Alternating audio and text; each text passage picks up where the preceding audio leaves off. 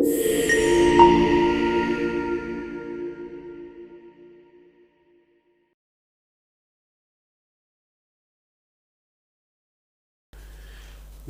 are going to be moving into a slightly different session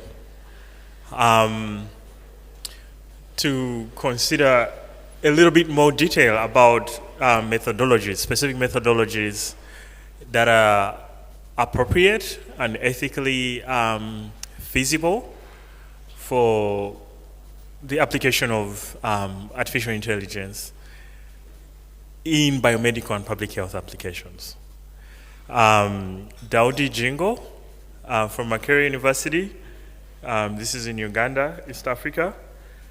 My own background is at the interface of biology and computing. So I lead a bioinformatics research lab and data science lab at the university.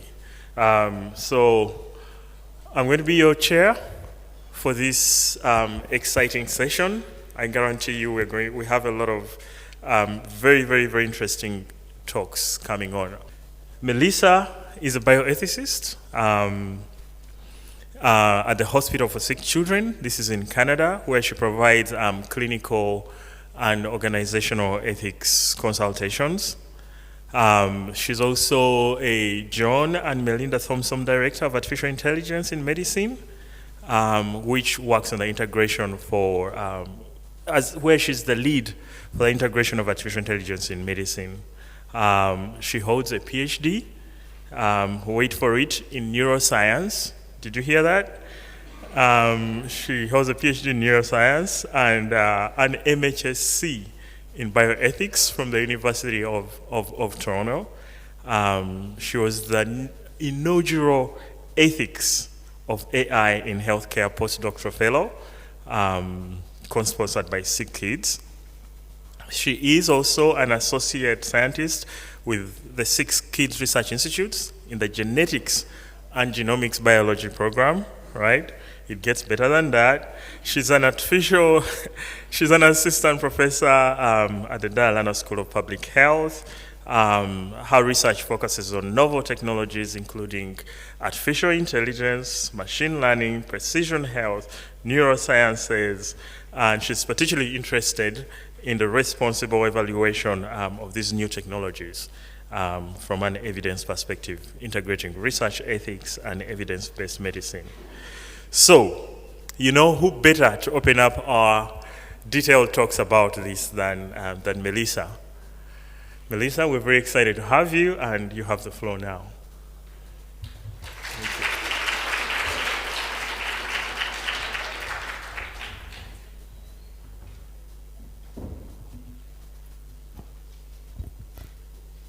Hey, hi everybody. I'm really excited to be here today.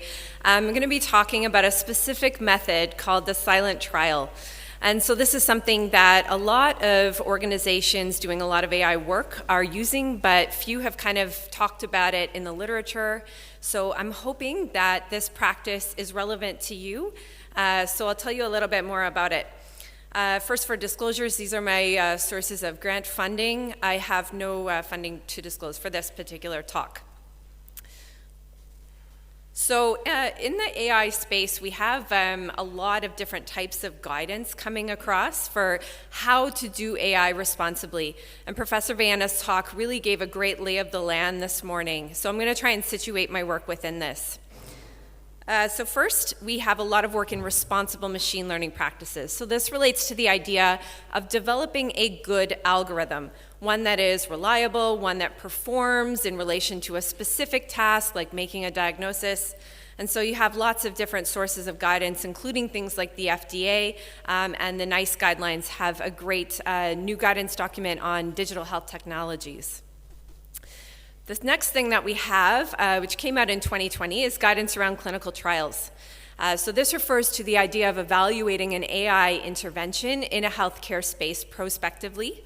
And so I was involved with the reporting guideline development for Decide AI, which is first in human trials, and then Spirit and Concert, which are clinical trial protocols and clinical trial reports. And finally, we have a lot of attention going to post-integration monitoring. So once you have a machine learning tool that is in routine practice, how do you watch it to see that it's still performing appropriately? And so we have people who have called attention to issues of things like data set shift, which is when after using an algorithm for some time, there might be a change to the patient population or practices or policies that then lead to a change in the performance in the algorithm. And so we have things emerging like a quality assurance framework for the prospective use of AI tools. But there's a gap. And so what Professor Viana talked about a lot this morning is how a lot of AI tools, we've had a lot of AI work in healthcare and very, very little translation. So one of the reasons is that a lot of these tools simply don't work when we try to implement them in a live environment. And then on another side, once they've been implemented, they don't always address the task in a meaningful way. And one of the reasons might be that we're not doing enough of the right kind of evaluation in between the responsible algorithm development and the prospective clinical trial. And so this is where we're proposing the silent trial evaluation be situated. So a silent trial is the idea of a mature algorithm, so one that has been responsibly developed and validated. It's implemented into a live clinical environment and run in real time on what's called silent mode. So silent mode refers to the idea that the predictions themselves are not actually reaching a clinical team. They stay with the research team, where the researchers can tabulate the predictions and assess them against real-world outcomes for patients and other on-the-ground evaluations. So really what this is doing is it's testing a hypothesis. The hypothesis that we're testing is, does this model have ecological validity? Is it actually doing what we think it's doing? And I think this is really important because it is a major mechanism to protect patients and future research participants against many common AI failures. And there's an excellent article by Deborah Raji and colleagues talking about the fallacy of AI functionality. And so they point out that actually a lot of AI really doesn't work in the wild, and they hypothesize on particular reasons why. And so the silent trial can prevent against failure modes like design or implementation failures, missing safety features, or robustness issues. So there's two goals to the silent trial. One of them is empirical, and this is establishing reliable clinical performance characteristics. And this is really important that we do this in this on-the-ground environment because we can't establish those facts from the responsible machine learning stage alone. We need to be doing some sort of on-the-ground evaluation. And the second goal is an ethical one, and it relates to the idea of clinical equipoise. And I'm going to start with that last one. So we have a tension within healthcare institutions. They have a positive duty to uphold a standard of care for patients, which means the judicious use of evidence to promote patients' interests. And this is in tension with another responsibility, which is to advance patient care by using research and quality improvement methods to try and continually be striving toward improvement. And so this creates a tension where we have a balance between wanting to advance knowledge and wanting to protect patient interests. And so Friedman had originally proposed that equipoise is a solution to this state of resolution, or to this state of dissonance. And originally he was talking about an individual clinician's responsibility, but actually this can refer to institutions themselves. And so equipoise is defined as when a community of experts is in a state of genuine uncertainty as to whether a potential intervention might be superior to the standard of care. And so when we meet equipoise, the ethical justification for initiating a clinical trial is met. And so this is really important because I would argue that from a responsible machine learning practice alone, we don't have enough evidence to actually justify the initiation of a clinical trial. And so we also need to make sure that we're protecting against research waste, that we're ensuring that participants are exposed to interventions which have the potential to work. And we don't have enough evidence yet from the algorithmic development side to say with any kind of level of certainty that this can actually work in a live environment. We need something else in between. And so for us, that's the silent trial. Now, one of the things that was talked about this morning was the issue of algorithmic bias, and this is a really big problem across all contexts. And so one of the things that we try to operationalize in the silent trial is a commitment to distributive justice. So distributive justice refers to establishing facts about the distribution of benefits and burdens of a given system. And so for us to try and operationalize this through the silent trial, it means that we do a number of things. One of them is that we identify groups on whom subgroup-specific evaluations are relevant. So this might be across different demographic features, it might be across different clinical features. And so we compare the subgroup performance across multiple metrics. So when you hear about AI being accurate in one sense, we're referring to accuracy on the whole. But actually, when you look at different subgroup-specific performance in terms of accuracy or in terms of error rates, there can actually emerge meaningful differences that can have serious implications when you move into practice, whereby an algorithm might be less reliable in particular groups. And so that's sort of an a priori method. You pick the groups that you're interested in and you compare them in different ways. There's another way of doing this. Dr. Gachoya's work has actually highlighted how even without a specific attribute in your data set, like patient race, AI can actually identify patient race through image data alone. And so what this actually is saying is that there might be some sort of signal that is indexed to bias within the data that you're using to train a tool. And so one of the ways that we can kind of look for this is by doing this sort of reverse prediction task. So if you have a feature that you think might be related to bias, you can check if your algorithm can actually detect that without using the label. And so for us, that helps us figure out, can we remove this label from our training set, or is there still signal in here that we have to mitigate? We also use this as an opportunity to explore failure cases. So this is where the AI system might not work on particular groups for a number of reasons. And so there was a really cool paper recently that we've started using actually where we do qualitative exploration of failure cases. So you pick out the cases where the algorithm isn't working as well, and you actually pull the patient record and you look through the trajectory to try and figure out what's going on. And when you do that for enough groups, you might start to gain insights as to what's actually going on. So for us, in the emergency department, one of our algorithms didn't work as well for patients who didn't speak I think it was 7 of the main languages used at Sick Kids. So if you weren't inside one of those 7, the algorithm didn't work as well. And so we didn't know, is this an issue of data quality? Are we not getting the same amount of data for these individuals? Is there some sort of process disruption? Are they uninsured? Are they not getting access to the tests? And so we use that method to kind of look through and see what's going on. The other tool we can use is the medical algorithmic audit. So my colleagues and I have looked at how to do this in a way where you can establish practices that can be done by any clinician with any reasonable amount of research knowledge. So you don't need access to the data, you don't need access to the proprietary aspects of the algorithm, but you can actually test the parameters of performance in your population to see how the algorithm is working for you. And so I think this is sort of the empirical foundation for ethical decision making, because when we identify these different areas where bias might be happening and where we're identifying specific consequences to specific groups of people, we can then make informed choices about how we might design that algorithm. Do we need to increase representation within our data set? Do we need to mitigate how the algorithm is performing? Or maybe we need different thresholds for performance to indicate actions for particular groups. There's another bunch of opportunities within the silent trial, particularly when you're looking at deciding whether or not you want to use it in your context or not. So this is a great opportunity for patient, family, and community engagement. So because you haven't actually used it yet, you can hypothesize about what that use could look like. You can think about how you might communicate with patients and families, how they might want to be communicated with, what kinds of values you can use this system toward.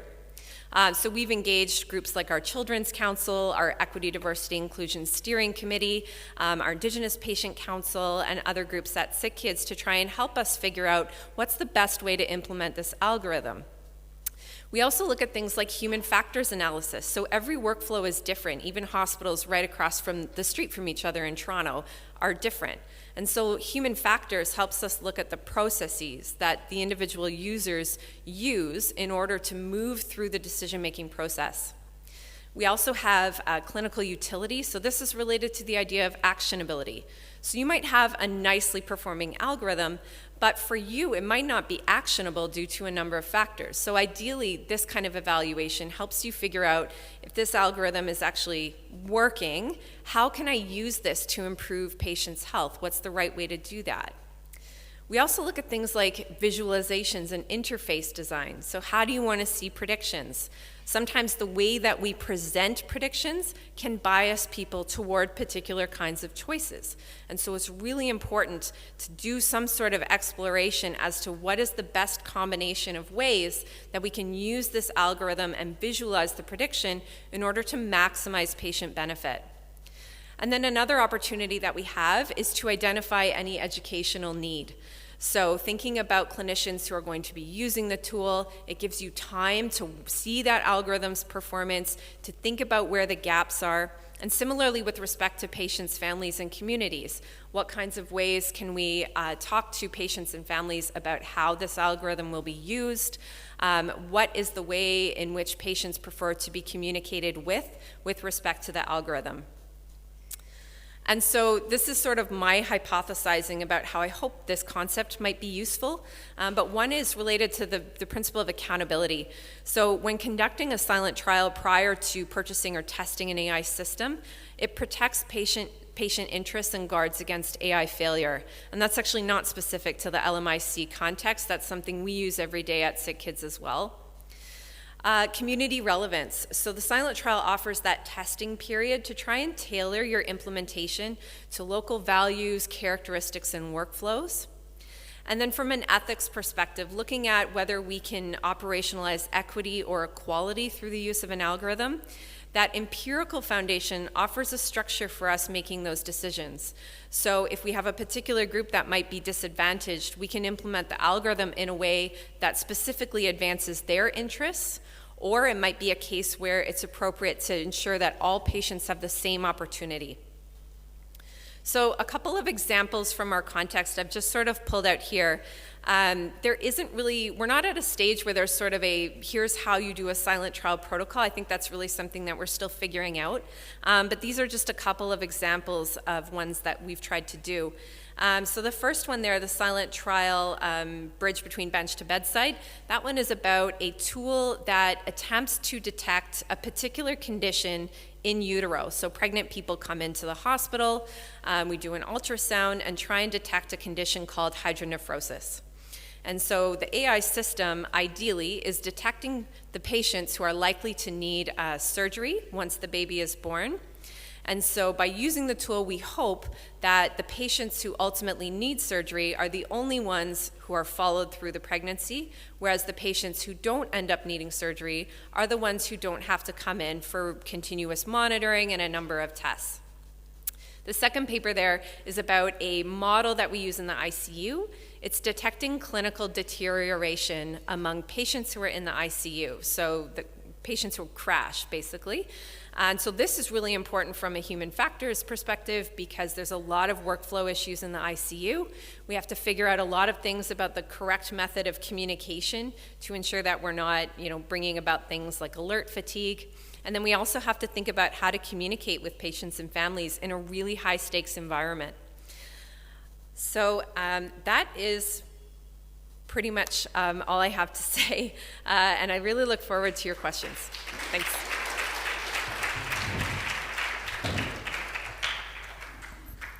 Wow, thanks, Melissa. That was a scintillating talk. So we only have, if there are any burning issues somebody might want to raise, we have about maybe 5 minutes to go through those. Otherwise, we'll have a 20-minute discussion after the second talk. So, sure. Thanks for the great presentation. You mentioned about auditing, AI auditing. So is it done? Yeah. Sorry. So So thanks for the great presentation. You mentioned about AI auditing. So was it done before the main implementation, or just in the pilot study, or throughout the stepwise? Yeah, so people have used audits in a number of different ways. So far, it's really been used for people who have purchased an AI system and are already using it in practice. So I think that that's been helpful, but again, it is also at a stage where something has already been implemented. And so we're trying to figure out, can that auditing concept actually be helpful at the silent trial stage so that we get a really robust understanding of how the system's performing. So just as an example, like through the auditing process, we discovered that there were certain patients in the ICU that had particular characteristics, like related to some of the medical interventions that were done, where the AI would consistently not perform well. And so by identifying those failure cases prior to the clinical trial, you can more precisely define your inclusion and exclusion criteria. So I think it also helps a lot with kind of tailoring the protocol for the clinical trial.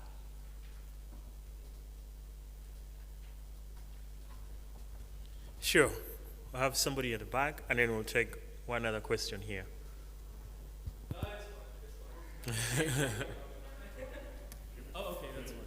Hi, thank you so much for the interesting talk. This is the first time I heard about a silent trial. I just wanted to find out, I'm not so sure if you would have this worked out at this stage, but it should be something to be considered in discussion on methodology. What would a consent from patients look like? The actual contractual provision, how would you word that? Yeah, our consent within the context of doing a silent trial? Yes, because this would be in the clinical setting. Yeah, it is. So it's being used, because it's being used at a point when we are not actually influencing patient care, it's sort of fallen under the secondary use. So within Canada, we have specific research ethics guidelines around secondary use of clinically collected data. So it falls under that. But I will say, from an ethics perspective, I think it's not quite ideal to me, because I would like us to do a better job of engaging with patients and families about the kind of AI work that we are doing. So one of the things that we had considered, especially within the ICU where there's a number of models that are being developed and trialed, is what it would look like to communicate with patients and families generally about AI work and how we're evaluating those models. And SICKIDS is kind of looking at different methods for engaging patients and families in that type of work. We do provide a system whereby a patient and family can declare that they do not want their data used for research, so we respect that within the context of the silent trial, but I think it's still sort of a work in progress, to be honest. Yeah, because I was going to say in South Africa in particular, we have very particular conditions for consent to be obtained, meaning that it needs to be specific according to PAPIA. So there's a lot of debate around that, but I would suggest that perhaps just a blanket expression saying that, hey, we want to use this for research or secondary data may not be legally compliant. Mm-hmm. That's all. Thank you. Yeah, thanks. Yeah, thank you so much for such an excellent presentation. I'm a member of WHO ITU focus group discussion on AI for health for Africa. And we actually have a specific task group working on clinical validation of AI models. And from what you have presented, I think it would be a very good candidate to help us just test the validation model that you are building, because I see a really clinical validation of AI models, especially in Africa, is very, very relevant and timely. Thank you. Oh, thank you very much. All right. And Melissa, I just have a quick final question in this short discussion. So this is a very interesting model of evaluating AI systems. I just wanted to check, so what kind of what kind of elaborations you do? Do you actually, in this scenario, would you sort of like inform the patients about that this is a silent trial? And if you do, I wonder, would that have some form of impact on the results you get in some shape or form? Yeah, thank you for the question. So what we have right now, we have a model whereby kind of anything involving involving use of routinely collected data like clinical data falls under the scope of the Research Ethics Board. So the Research Ethics Board has to approve all uses of that data, including for a silent trial. And so one of the things that they look at is they look at the level of risk. So for the ICU environment, there's already kind of a lot about how they are continually trying to improve care. So we have certain methods whereby we're already communicating with patients and families. At this stage, we're trying to figure out how to ideally optimize that for the silent trial, because we would like to be informing patients about how these models are tested using their data, but making it very, very clear that at this stage, these models are not influencing patient care. The models are not, their clinician is not seeing the output of the model, and that doesn't influence their decision about how to care for the child. So I do think it's a larger question. I know Professor Viana's work has kind of pointed out that there's a gap. So even though this is it's legally acceptable and it's consistent with research ethics guidelines, we still feel like there's a little bit more that can be done in terms of communicating with patients and families, and ideally having their participation and their endorsement as much as possible outside of what's required by law, I think will be really important.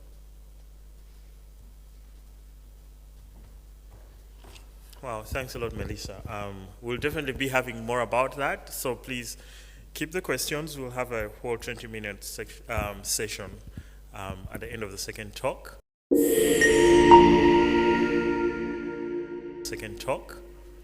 Which is going to be given to us virtually by Dr. Andrea Brunoni. Andre is an associate professor at the University of Sao Paulo in Brazil. He was trained in medicine, specifically internal medicine and psychiatry. And so he's actually the coordinator, the psychiatrist and coordinator of the neuromodulation program at the University of Sao Paulo. He's actually doing work in this area at the interface of digital and data solutions for mental disorders. And his talk is going to be about that, a dual implementation, a simultaneous implementation of two methods in terms of data collection for training models for mental disorders. So without further ado, we're going to have his talk come up on the screen.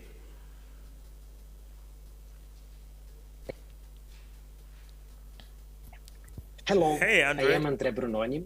I am associate professor at the Department of Psychiatry in the University of São Paulo Medical School. And today I would like to discuss the PSYLECT study and the opportunities and pitfalls of digitizing clinical trial in a low and middle income country. I have no conflicts of interest regarding the topics of this presentation, and the outline of my presentation will be presenting the PSYLECT clinical trial with the background and rationale regarding it, and finally the issue of ethical challenges regarding the digitalization of this trial. So this trial is about treating major depressive disorder. As you know, this disorder is associated with a high prevalence.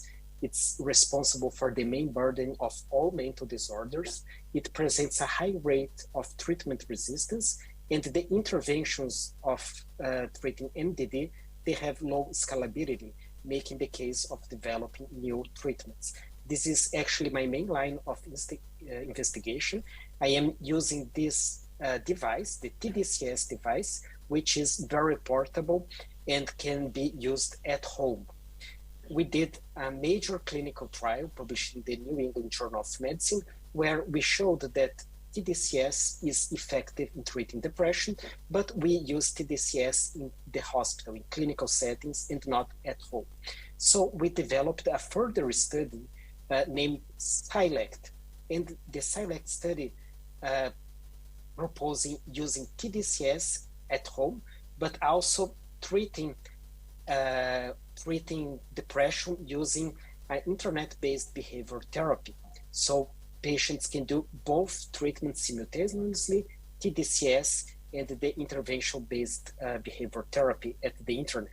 So this internet-based therapy has many behavioral components such as behavioral activation, meditation, physical activities, advice for a health diet, sleep hygiene, and psychoeducation.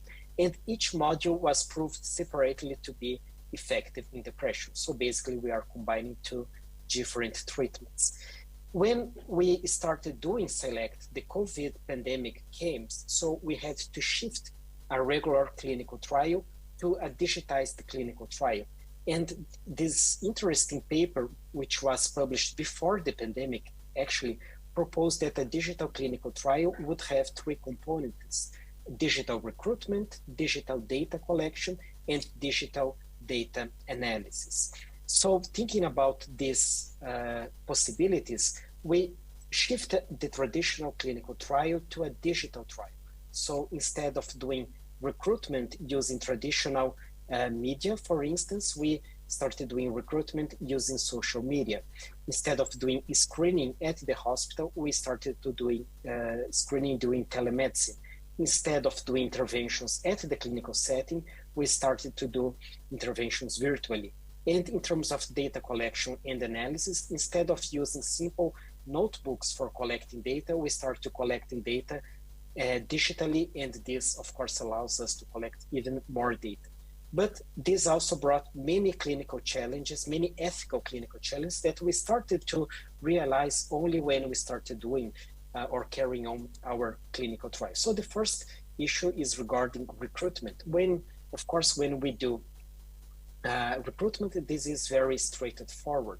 Basically, we advise our clinical trial, then we do an on-site evaluation, and therefore we can decide either to include or exclude patients. When we do an online trial, we started to realize that's not the only way to enhance eligibility criteria, because we do that, but we also collect data here. So we can, for instance, use machine learning and algorithm-based techniques to increase or decrease the possibility of including patients even before they are interviewed digitally. So this might lead to a digital exclusion in the sense that we are excluding patients digitally. As we can discuss today, this probably one possibility of solving or mitigating this issue is not only collecting the informed consent or the written informed consent to participate in the trial, not only after screening, but collecting an informed consent even before the recruitment. So we would ask patients to allow us to use their data to enhance or to augment our eligibility. The second issue is regarding screening per se. So basically only people who can use digital devices can participate in this study. And again, a digital exclusion might occur, not in this case, a exclusion based on using digital analysis, but a digital exclusion in the sense that only people who have digital device would participate in the trial. But then we have to balance, on the other hand, that accessibility is also expanded by mitigating daily commutes to and from the clinical center. And this also allows that the recruitment and the treatment occurs in non-business hours, and probably people that can use the treatment in non-business hours, these people are also associated with lower economic income and greater socioeconomic vulnerability. In terms of interventions, we have to remember that patients will not be receive interventions at the clinical site, but virtually. And so this is also the discussion regarding inclusion by allowing them to use the intervention in non-business hours. But also this eventually might lead to a lower standard of care. We realized that participants send messages to our clinical trial team at many times during the day, or even during the night, or even during the weekends. And this imposed a high burden to the team, because eventually we noticed that they were answering questions 7 days a week, 24 hours per day. And maybe we didn't do that, but we thought that developing chatbots for simple questions that they usually have, usually the answers are simple, reset your device or turn on, turn off the Bluetooth, could also greatly help us logistically, but could this also decrease the standards of care? So this is an open question because actually we didn't try that. In terms of data collection and analysis, there are also ethical challenges. So the bioethical principles of autonomy has been discussed for a long time in vulnerable populations, such as those with mental disorders. Digital studies can collect lots of sensitive data, such as information related to mental health. Actually, this is the whole purpose of doing a digital trial or any clinical trial in any mental disorder. But this could further expose this patient as even more sensitive data might be collected.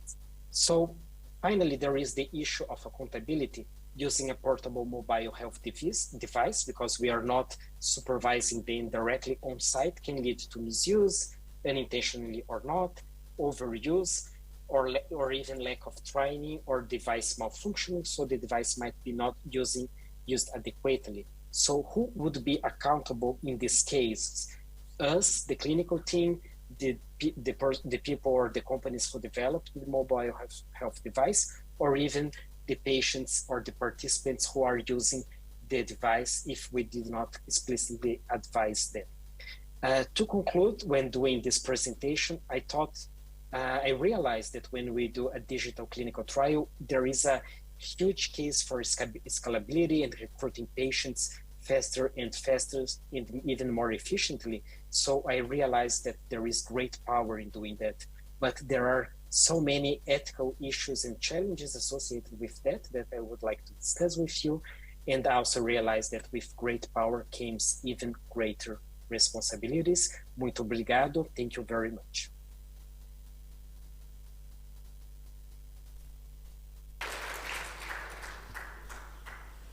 Thanks a lot, Andre. That was yet another exciting talk. And you gave it in a even much shorter time than we thought. So that's really good. So do we have Andre online? Okay, great. So we have some window to ask if there are any burning questions, again, for Andre. Just to recap, yes, sure. There's somebody here.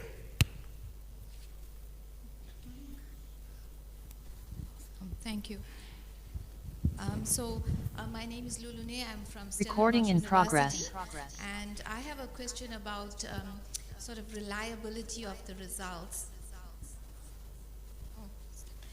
Reliability of the results in terms of if there's low digital literacy and you use digital platforms to report something like adverse events in a clinical trial, and people don't have the skill, that can often be missed and can lead to safety issues. How would those be addressed? And then my second question is around digital exclusion. So how does that affect the generalizability of those results? I can't hear, sorry. In certain settings. It's too low.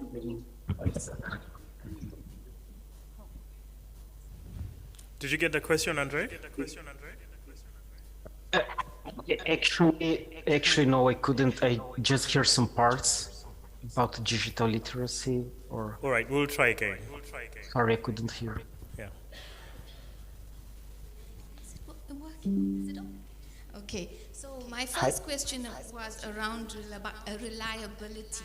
So I was involved in a COVID vaccine study, and we gave participants cell phones and asked them to report adverse events and then come into the clinic and report these adverse events. But the problem was it included older individuals who didn't really know how to use the phone to report adverse events. And so I'm wondering, how does this affect the reliability of results in a clinical trial, and how does it impact on patient safety? My second question is around digital exclusion. So if we leave out people who don't know how to use a cell phone, who don't have access to devices, how does that impact the generalizability of the results? I mean, it will be only applicable to a certain group of individuals, and thereby propagating this issue of bias in data. Is that better, Andre? Yes.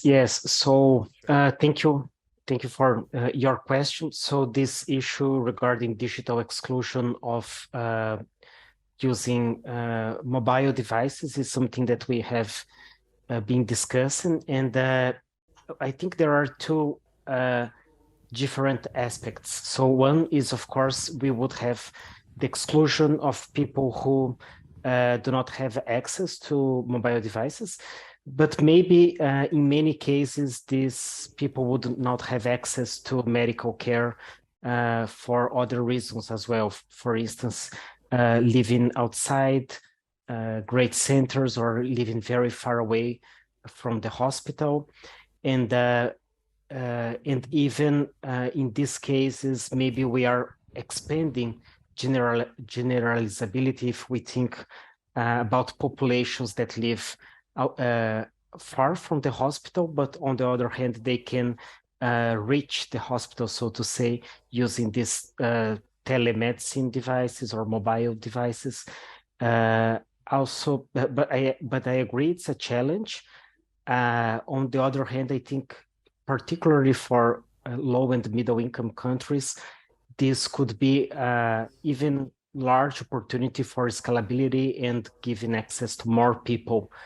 In our study, actually, we found that we recruited more women than expected compared to our other studies. Not sure if this increases or not accessibility, but it's interesting to see that maybe there are different profiles of people participating in clinical trials. And regarding reliability of the results, actually, the questionnaires are basically the same. So we are just delivering by apps instead of delivering by notebooks where we ask through, like in the clinical setting. And this has been observed that the reliability is quite good, actually. So I think, particularly for our depression scales, this might not be so much of an issue. But of course, this all depends on your outcomes. Maybe they will be not universal reliable. Thanks, Andre. Hope that helps a little bit. Yeah, sure. We have one other burning question. Yes, thank you very much for the presentations. My name is Rose Mwangi. I'm from the Kilimanjaro Christian Medical University College, and I'm a member of the ethics committee. But to be honest, all this comes like a revolution to me. So from the community perspective, I'm just having many questions, but one of the questions is even when we are defining artificial intelligence, we have had taken some time to actually define clinical trials in our own language, which is Kiswahili. So for the community to trust us, and how do you engage them in a way that they can trust us? If you just try to define artificial intelligence just in your own language. In terms of recruitment, my question is, how do you ensure that if you recruit through the social media, for example, how can you ensure that the target population is what actually you are dealing with? I'm curious to know. And the last question is, in terms of clinical trials, how does this apply in the context of the different phases of the clinical trials? I have many questions, but I hope they'll be answered by the end of this conference. Thank you. Yeah, again, great questions, and this is, I think, challenging for all of us, not only for you, because this came suddenly, and then we had to start using this in real clinical trials, and so it's challenging as well. I would say that there are this type of community trials where we engage people from community, people with lived experiences, people, like different stakeholders. And I think this idea could be applied even in doing digital trials. So one thing that's proposed that these like stakeholders, people with lived experience participate in the design, the concept of the clinical trial. And this could be done as well when we are planning a digital trial. So involving patients or communities in the study itself. And then it would be easier to tailor the best interventions and even, of course, see if this is feasible or not, if this would not be acceptable at that time.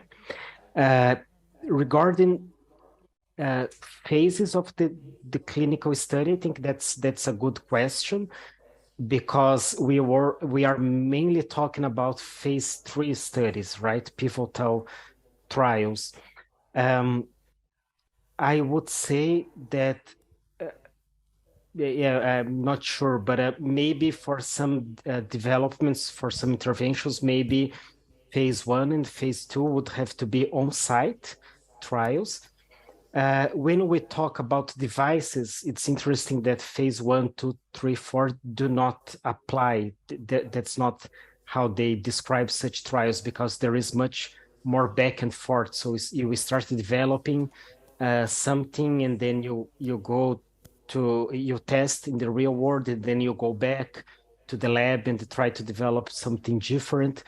So I think for devices, for applications, app applications from mobiles, maybe it's not that direct path. You have to go back and forth and testing what can be done digitally and what you have to test in smaller samples on site. Thanks, Andre. So we have had two really informative talks, and in some ways, seminar talks about both the development of digital and AI solutions to biomedical and health problems. Andre just gave us some very deep insight into how one could use AI to select test groups, groups of individuals and subpopulations that can be used to collect data for training models for AI applications. And he did this, or they did this in the context of two simultaneous treatments. So they had I think, Andre, it's the transcranial electrocardiogram or something like that. And then you also, of course, had these digital web-based digital responses. So that is sort of like on the side of development, how you apply AI to develop algorithms for application in these scenarios. On the other hand, Melissa took us through, again, some kind of very exciting idea of having developed these models, how do you then transition into deploying them? What are the appropriate ways, techniques, and approaches for deploying these algorithms and tools responsibly? So the two talks have given us some eye-opening thoughts about this entire landscape, and would like to take, I guess we'll only have about 15 minutes looking at the clock, to have a general discussion. If any other individuals have any questions or discussions or comments that they would want to give about these talks. Of course, later on we'll also transition into the breakout groups, but that's coming along. So we'd like to open this up to for general discussion, the talks from these two sessions.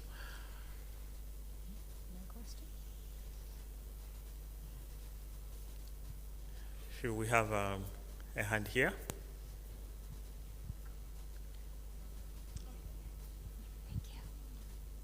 Thank you. So it's a general discussion related to what Yes, related to the two talks. Okay, thank you. I think, I don't know if her mic is working okay. Can you guys hear her very well? No? Okay. Okay.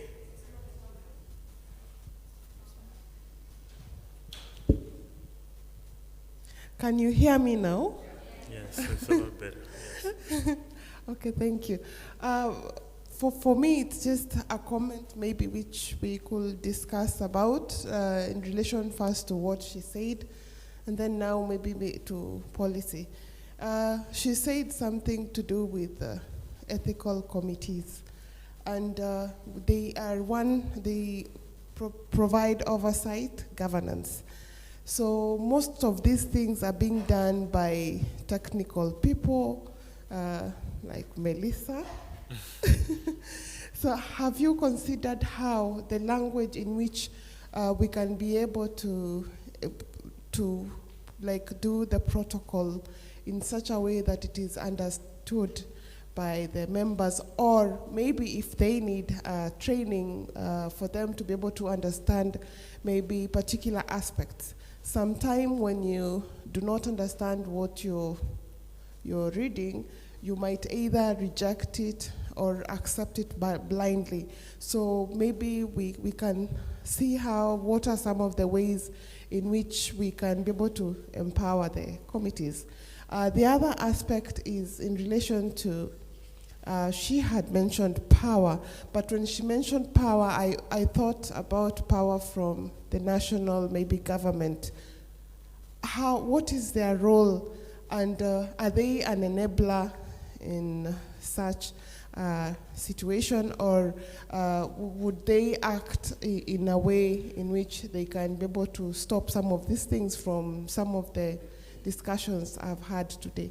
Thank you. You want to have a go at that? Sure. Melissa? Can you hear me? Is that okay? Okay. Yeah, thank you so much for the question. I feel like I pulled out 3 things from what you were saying, so if I missed anything, please let me know.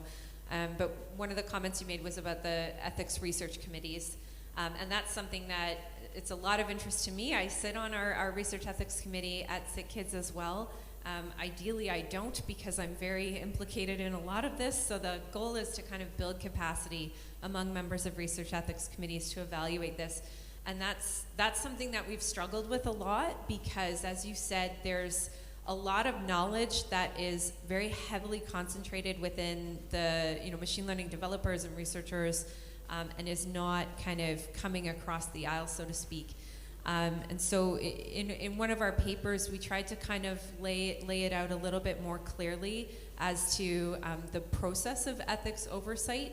I will also say it is still a work in progress. Like, one of the specific things that we're trying to work on a little bit better is how to help ethics committees look at issues of bias and look at a protocol to try and figure out, is this sufficient to addressing the concerns of bias? And so we're trying to work on that. I will also say one of our AI scientists lead, Anna Goldenberg, she has very generously said, if anyone would like a copy of our templates, a copy of our protocols, I'm happy to share them. Because I think that, really, I'm really passionate about trying to build capacity within research ethics committees. I think that this is where a lot of this should sit. And then you also mentioned automation bias and concerns about, like, clinical decision making, and that's something that I think definitely kind of comes up a lot.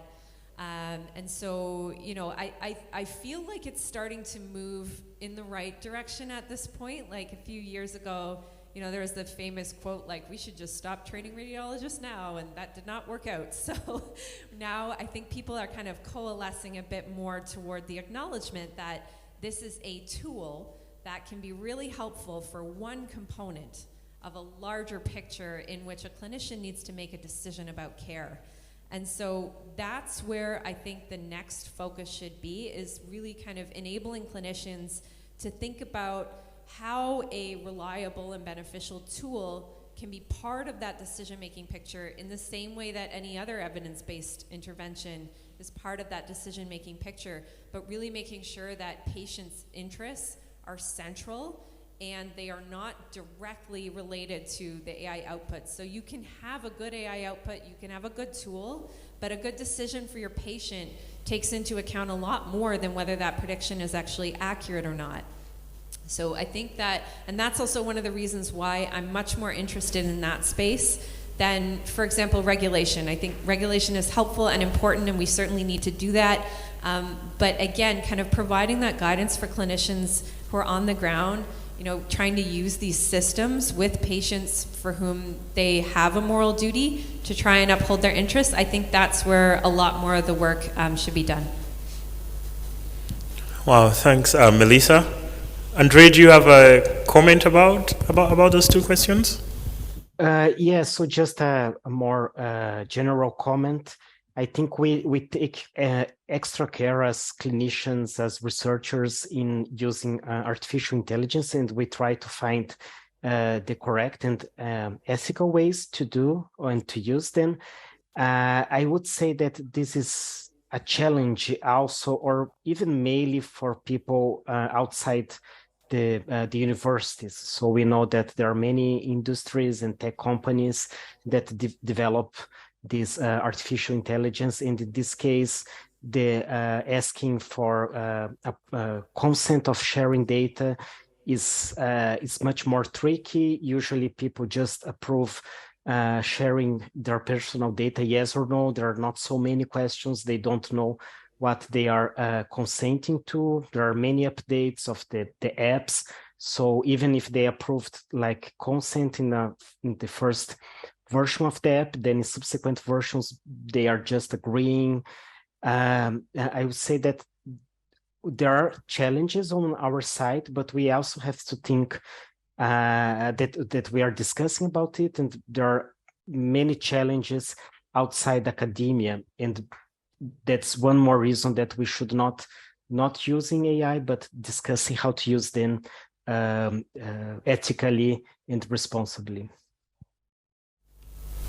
Wow, thanks, Andre. You know, a lot of these clinic regs really evolved at a time when it was mostly clinical trials and clinical work that were being evaluated. And now that this is beginning to merge or fuse with the field of artificial intelligence, data science, and other technology-based endeavors, there's clearly a need for attention for these regs to be empowered, like she said, and it's interesting how you guys are beginning to think about this. We'll have another question at the back. Oh, we have her here, and then we shall have Caesar at the back after. Great, thanks. Can you hear me? Is that all right? Great. Right, yeah. Carly Krubner from the Wellcome Trust. Thank you for these two excellent presentations. I had two questions. The first was about what the minimal or necessary infrastructure is, or like that critical, like what do you need to actually run a silent trial or to do a digitized trial? Do you have to have an EHR in place within that clinical setting? Are there other workarounds? So what might that look like in places that don't have that kind of baseline high tech embedded in the clinical setting? And then the second question was around the comparator, and I'm thinking more specifically around the silent trials here. Is it, the comparator to what's already happening in the clinical setting and that shared decision-making model with the provider and the patient? Is it the standard of care based on clinical guidelines? What is the appropriate one, and what's the one that you've used in the context of your trials? Thank you. Thank you for the questions. Yeah, that's actually a really important point that I probably should have emphasized more, but if you have the ability to actually integrate the tool, like if that is feasible for you, then you have everything you need to run a silent trial. You don't need access to the code. You don't need access to the training data. You don't need access to anything proprietary. It's simply, if this is something that you could actually implement and wish to implement, and you have the environment to do that, then you can run a silent trial. It's basically the same. And protocol-wise, it's not particularly complicated. It's an observational, non-interventional trial. And so, typical like accepted practices in observational methodologies can allow you to do that comparison. And then, yeah, your point about the comparison, I think, is really, really important, especially from the perspective of bias. So typically we do compare to the standard of care. So whatever the current process is, we evaluate the silent trial, or we evaluate it during the silent trial as a comparison to what the algorithm is doing. And so one of the ways that we sort of try to hypothesize about it is, if I knew X, I could do Y to change this outcome. So if I knew this prediction at this point, I could do this intervention to change this outcome. And that's sort of the thinking process that for us, like we think contributes to this idea of equipoise. So when you start thinking about that, if that would actually kind of maybe work, then you're on the right track. And then for the comparison, so this one I think about a lot with respect to equity in particular. So if you had, there's a number of examples in the literature where the current standard of care is not fair. There's an excellent paper by Emma Pearson and colleagues in Nature Medicine, I think, last year. And so what they showed was that they were analyzing knee pain among black and white individuals within the US. And so they found that the standard of care in assessing knee pain disadvantaged black patients. When they developed an algorithm based on the image data and patients' self-reported pain, they actually found that that was projecting much more fair referral rates into surgical clinics. And so for me, that was well, do we always need to actually compare to the standard of care? Or is there something else that we should be looking at? And I think that points me toward a much more kind of values-based implementation strategy rather than a strictly, is this better or not? We should be thinking about is it better at what exactly? Thank you, Melissa. Yes, Cesar? Yeah, thanks very much for these presentations. Really, should I stand up? Oh, okay, sorry. Okay, they've asked me to stand up. So anyway, I have a question for Melissa. And the starting point of the question is, silent trials. When actually in research we're trying to de-silence many voices. And we're kind of promoting a silent trial. Now, what does this mean in practice? We're trying, for example, through the silent trials, even to eliminate forms of bias. But there is no direct engagement with the participants. And community engagement is one of the things we're talking more about as a quality of good research. So I'm just sort of flagging some tensions in the conceptualization of the silent trial. And I'm sure you've thought about them, so if you just want to walk us through that, please. Yeah, thank you. Yeah, and I think it goes back to, what I mentioned before, there's a part of me that, from an ethics perspective, is not entirely happy with what we have right now, because like I said, even though it is legally consistent with our privacy legislation and all of that, even though it is consistent with our research ethics guidelines, it does still kind of highlight that there is this gap. And so one of the things that I think is relevant about the silent trial period is that you might have a lot of different models being evaluated at the same time in a clinic. And when we're talking about something like an ICU environment, talking to patients and families about every single model, it can be challenging, and especially when just the natural failure rate of these models is going to be fairly high. So we're trying to think about what's the relevant kind of piece of that. I think the relevant piece is that patients and families need to know how we use their health data. We use it for developing AI tools. We use it for evaluating AI tools through silent trial, through other methods as well. And I think that's the piece where we need to do a lot more work in engagement. So some of the things that we do try to do in moving toward a system where we would be proactively engaging patients and families. We've talked to, for example, the Children's Council. The Children's Council, a lot of people say, all kids don't value privacy and all this stuff, but it's actually the complete opposite. All of the children we spoke with were like, we want to be asked, we want to know what you're doing with our data, we want you to tell us, and we don't want it to come from some robot. We want a human to tell us. So, you know, we take that very seriously because they're our patients. They're the people that, you know, we hope to earn and, you know, maintain their trust.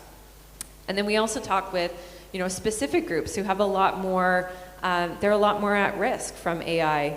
And so I think that having their voices weighted more heavily toward the decision of what we actually do and how we do it is really important, because for some people are really not concerned about this.